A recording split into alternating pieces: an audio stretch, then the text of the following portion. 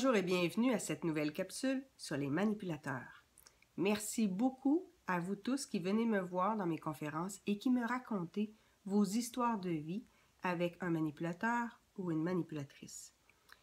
Le sujet du jour, qu'est-ce qu'on fait quand le manipulateur ou la manipulatrice est votre enfant? C'est certain que quand c'est un enfant, on s'entend qu'on ne peut pas à ce moment-là s'éloigner du manipulateur, on ne peut pas couper les ponts avec lui. Il faut se rappeler aussi qu'un manipulateur va profiter de votre inconstance et de votre incohérence. Donc, quand l'enfant vous teste, vous dites non, finalement vous cédez et vous dites oui, à ce moment-là, il apprend qu'il peut vous avoir à l'usure. Et si des fois c'est oui, des fois c'est non pour exactement le même sujet, il apprend qu'il peut jouer avec vous, dépendamment de votre niveau de fatigue, dépendamment de votre état d'esprit, dépendamment de votre émotion. Donc, évidemment, il va en profiter.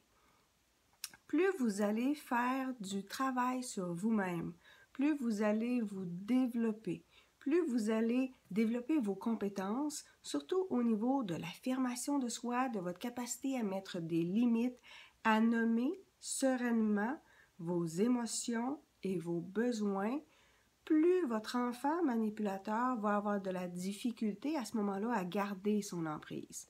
Donc, je vous encourage à vous développer personnellement, à lire des livres, par exemple, sur la communication non violente, sur votre rôle de parent, sur l'importance de la constance, aller dans des conférences, aller suivre des formations, aller dans des séminaires. Et je vous encourage évidemment à aller voir un psychologue ou un coach pour vous aider à cheminer là-dedans. C'est le plus beau cadeau que vous pouvez vous faire.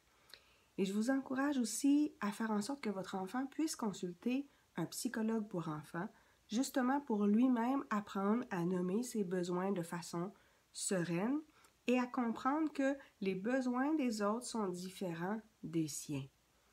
Sur ce, je vous invite à vous abonner à ma chaîne YouTube. Des petites suggestions de lecture, par d'ailleurs, pour le parent qui subit la manipulation. Évidemment, les livres de Guy Courneau sont toujours très aidants et permettent à ce moment-là de cheminer. Et les conseils que je vous ai donnés, bien évidemment, vous pouvez les retrouver dans Relations sous emprise. Là-dessus, on se retrouve bientôt pour une prochaine capsule. Au revoir.